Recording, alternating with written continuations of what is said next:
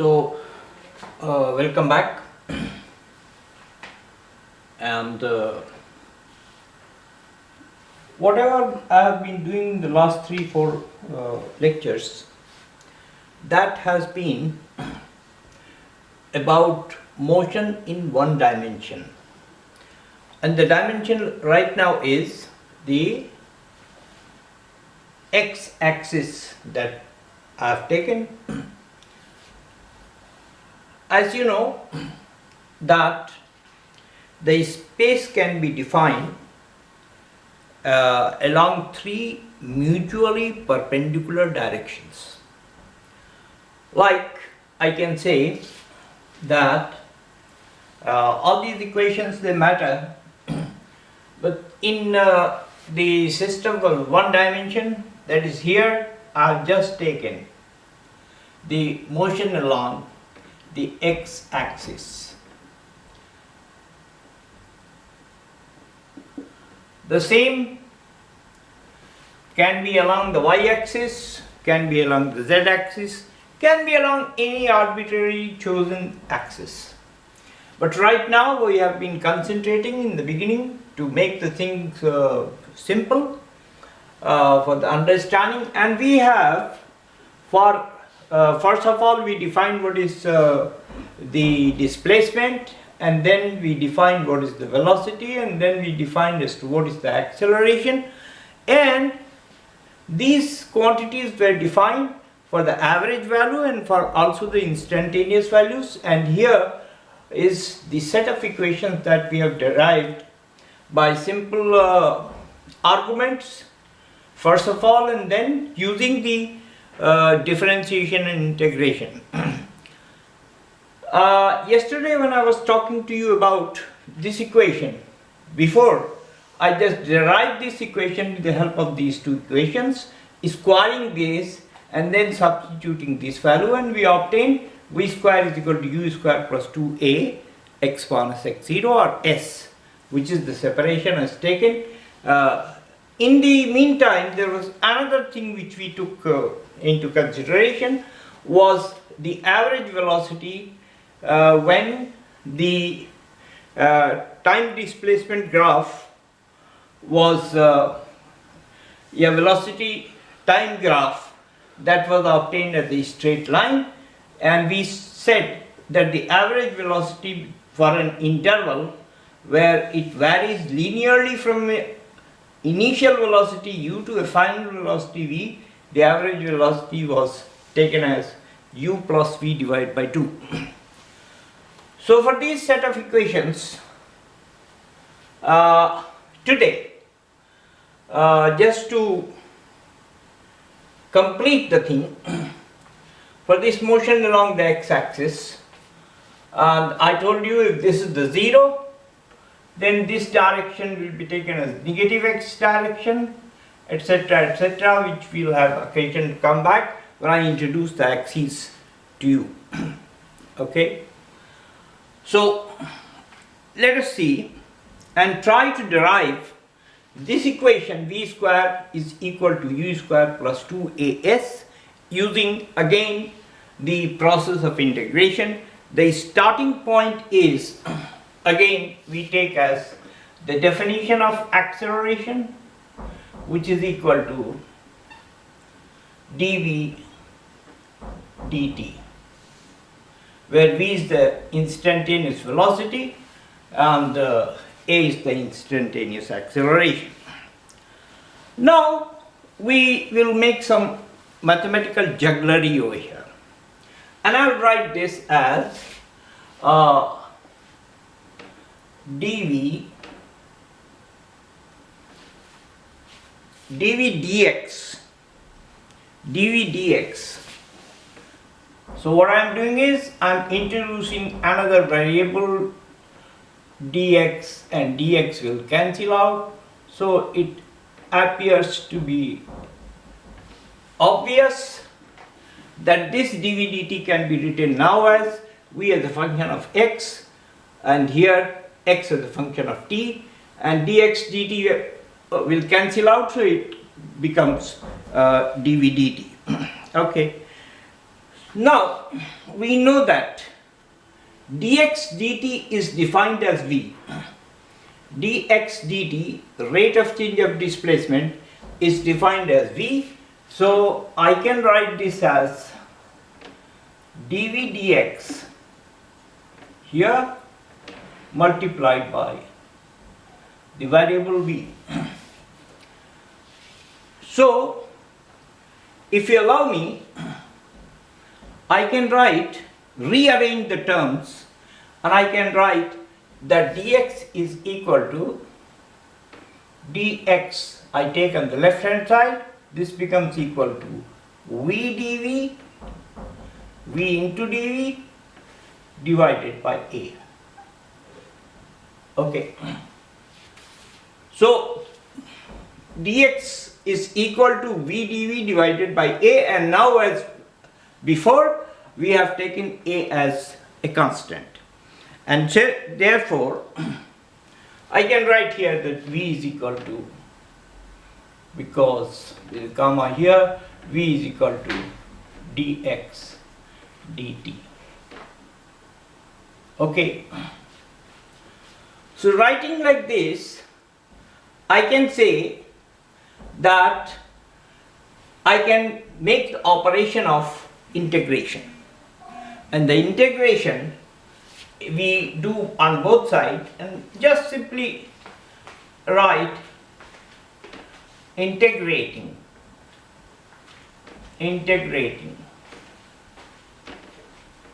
Come on. Integral dx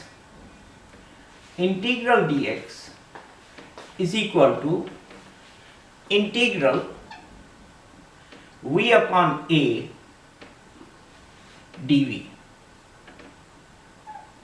And since a is a constant, so I can take it out of the integral sign, and this becomes equal to 1 upon a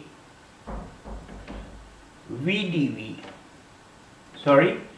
integral of v dv.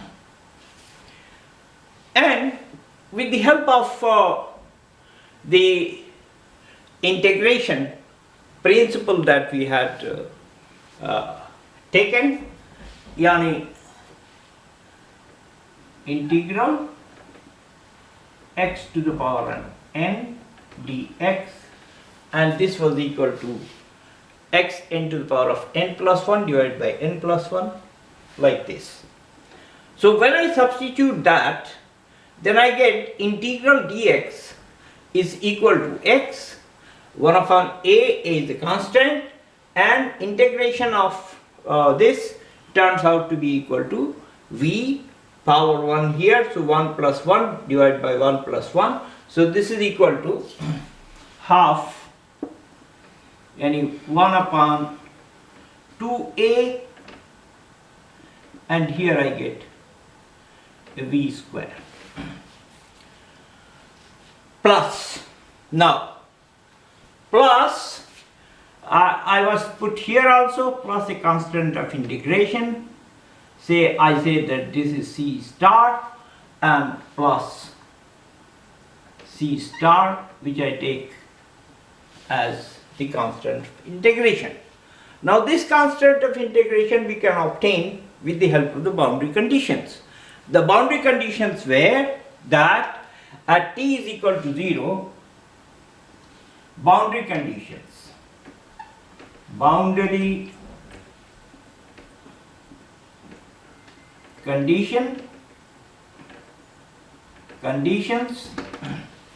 that t is equal to 0, then x is equal to x naught and v is equal to u. These are the boundary conditions that we know. So if I put the boundary conditions, then I get, in substituting, so I'll say that at t is equal to 0, at t is equal to 0, the value of x is equal to, the value of x x is equal to x0 and v is equal to u. The initial conditions. The initial condition of the boundary conditions that we have here, it is like this.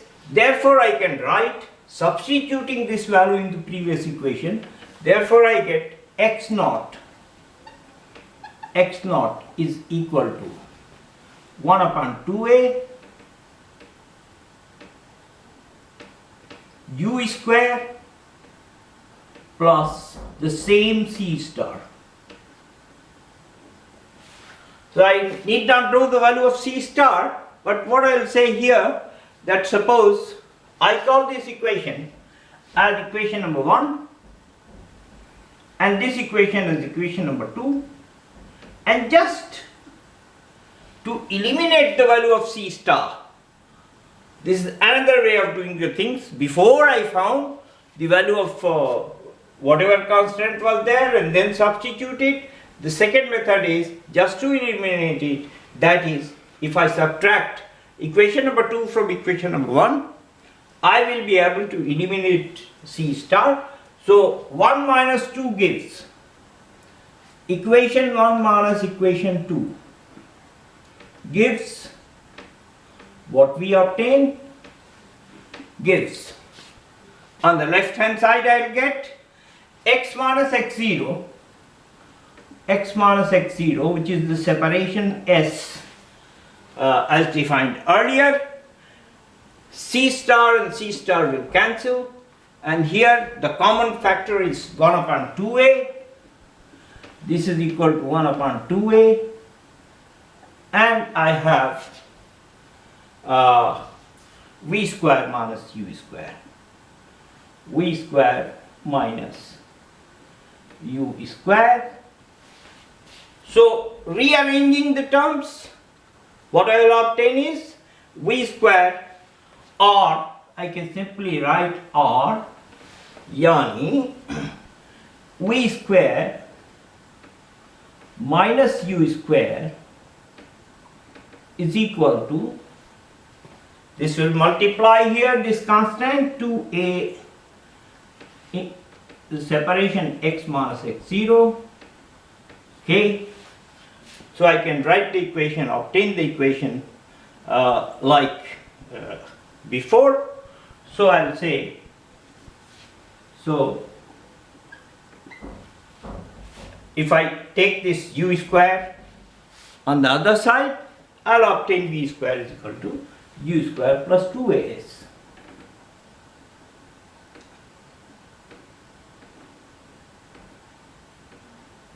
A x minus x0,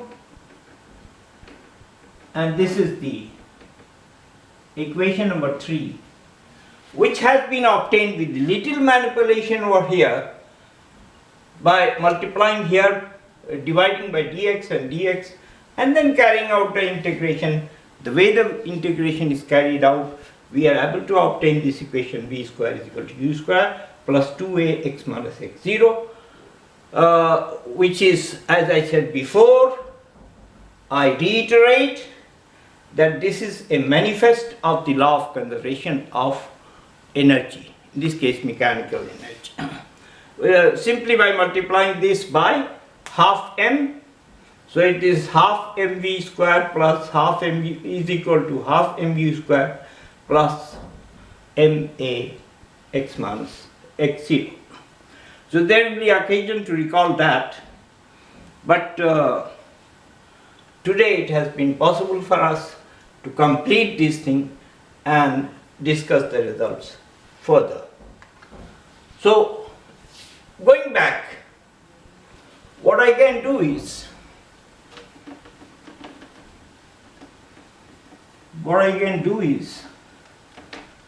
I can go back to this equation. V is equal to u plus at.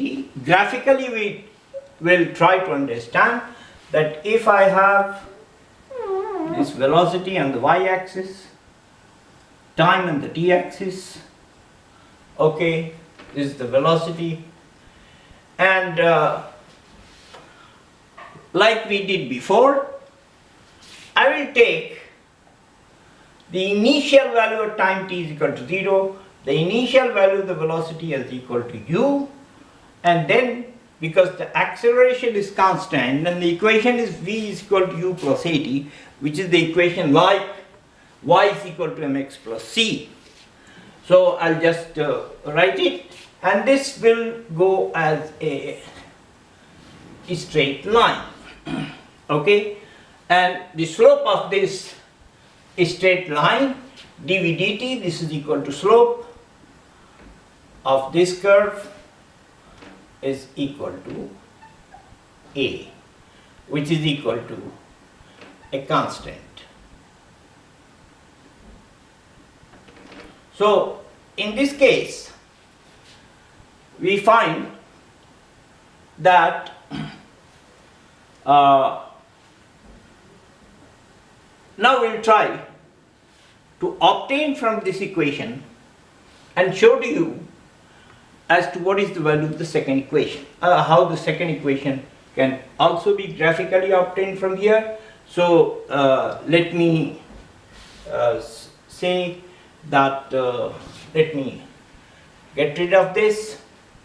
So this is a linear relationship that exists between the velocity and the other variable time, and the kind of equation that we have v is equal to u plus at, mathematically we write y is equal to mx plus c,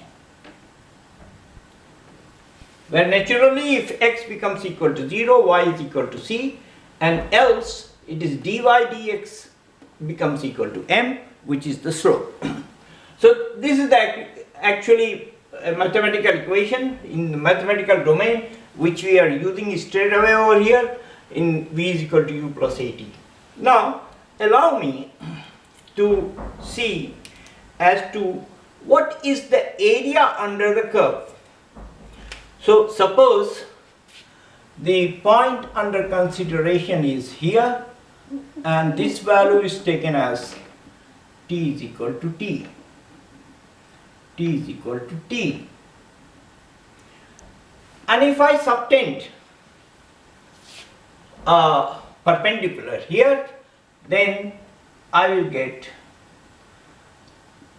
this whole area to be consisting of this rectangle and this right angle triangle. So this is of course the slope is equal to a. The time here is from here to here is equal to t. So the same time here, the time t is there, okay, and this is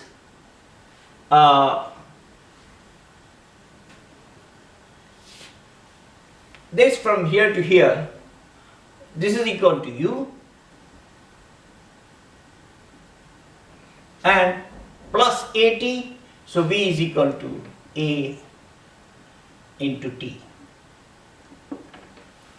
So the area under the curve, if I want to evaluate the area under this line that is between this and this, this consists of two areas. One area I am just trying to show you like this, and the other area that I am trying to show like this. And all of you know that this is a rectangle.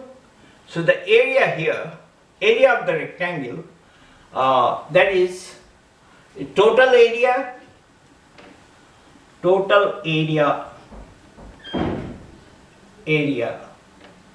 I can give the names over here, A, B, C, D, like that, but I understand that you are able to grasp the very idea. Total area is equal to area of rectangle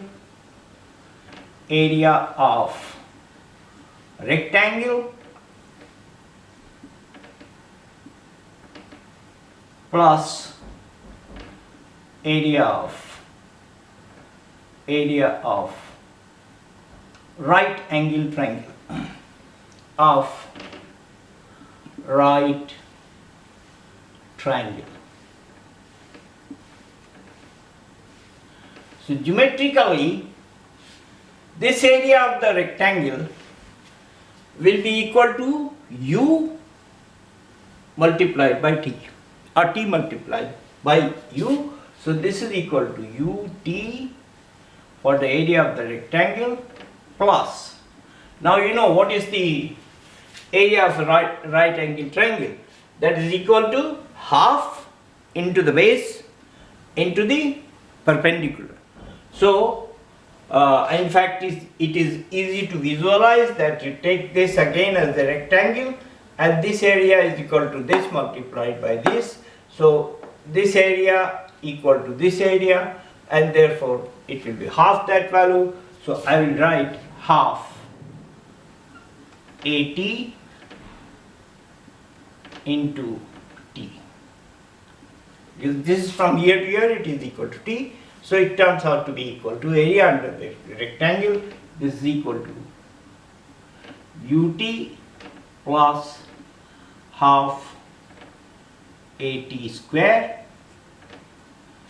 AD square, and this, from this equation you can see that this is the separation that has been completed, or the total displacement which has taken place. So I can write therefore that the total area, this is equal to x minus x naught r s. So this shows as to what is the value of s.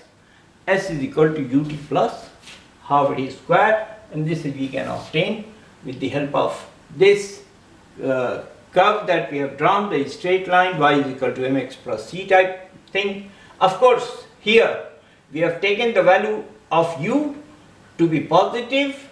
We could take the value of u to be negative, and also we can take the value of u is equal to 0. So v square is equal to u square plus 2as that was obtained in the previous one, plus the understanding of this thing. We'll have occasion to do the things again, but now I want to just tell you that in the case of, say, falling bodies, falling freely, so free fall,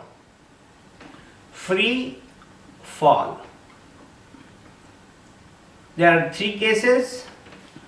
When the body is at rest at the top point and it has come and it's now going to go back, as also when the body is under the condition of motion and this goes like this. So in all the three cases, which I call fall, free fall, so the acceleration that the body is having, that acceleration is small g, and small g.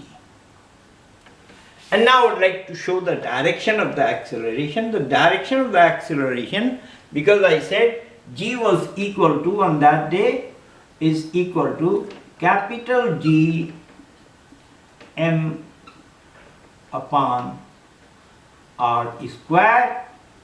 For the earth system, this is the mass of the earth, this is the radius of the earth, the round body, and the mass of the earth is concentrated, it's supposed to be concentrated. We imagine that it to be the center, and then the separation between two bodies is r, because in the fall of the bodies, if the distances that are there, they are taken as small, then the value of g remains the same. It's case of constant acceleration.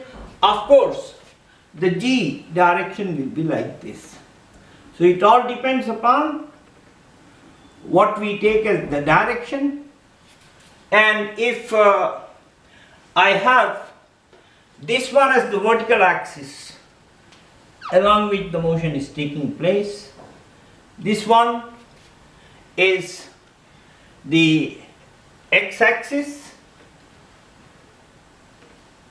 this is the y-axis, then in the fall of the body there is no displacement in the x direction, all displacement takes place only in the y direction. So if we have this, instead of x I take it t, then the same set of equations will be there. We'll take this as 0 of the y-axis, okay, and then the body, suppose it falls from this height, okay, this is y at time 0, the body is falling. I'm showing it as the falling body with a constantly increasing velocity. Then of course the only thing I want to emphasize right now, that this is the direction of, and this is g, and the value of g will take approximately as equal to, because the direction is in negative y direction, so minus 10 meters per second square, which sometimes we take as 9.8 meter per second square, or whatever is the value over there.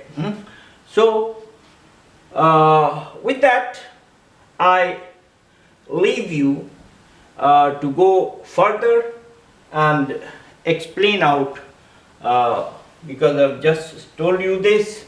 We'll go to two-dimensional motion and projectile motion, etc., which happen in both fields. One more thing I just want to introduce to you over here, that this is basically, the acceleration due to gravity is basically the gravitational field. Just like there is an electric field, there is a magnetic field, so we will say that this is because of the gravitational field, and therefore the force of gravity will be written. I'm just introducing it to you. The force due to gravity will be equal to, the factor which is important here is the mass multiplied by the g, and g I am going to take as a vector, so f will also be a vector, and the two vectors got to be parallel to each other, and if g is taken as going down, then the force Fg will also be equal to this thing. But to end up, I just push you to another situation, and that situation is, just think, boys and girls, think. This is the Mother Earth, and you are here in Turkey, okay. So that the separation between the two of them is still, I've just shown it to be, but it is again r, okay. So what happens? If, my friends, if my body is falling towards the earth, what happens to the earth? And I'll make a statement, and you just go and look into that statement. When my body is falling towards the earth is falling towards the body with an equal and opposite momentum. So the momentum m into whatever at any stage, it is the velocity here, the same here will happen, that this will fall. Of course, because I'll say that small mv is equal to capital MV, so small mv will be equal to capital NV in mv, or small mv minus capital MV is equal to 0. So the two velocities are opposite to each other, and you'll find that the motion of the earth is towards the body, in the fall of the earth towards the body, the motion of the earth towards the body is very, very, very small, but it cannot be equal to 0.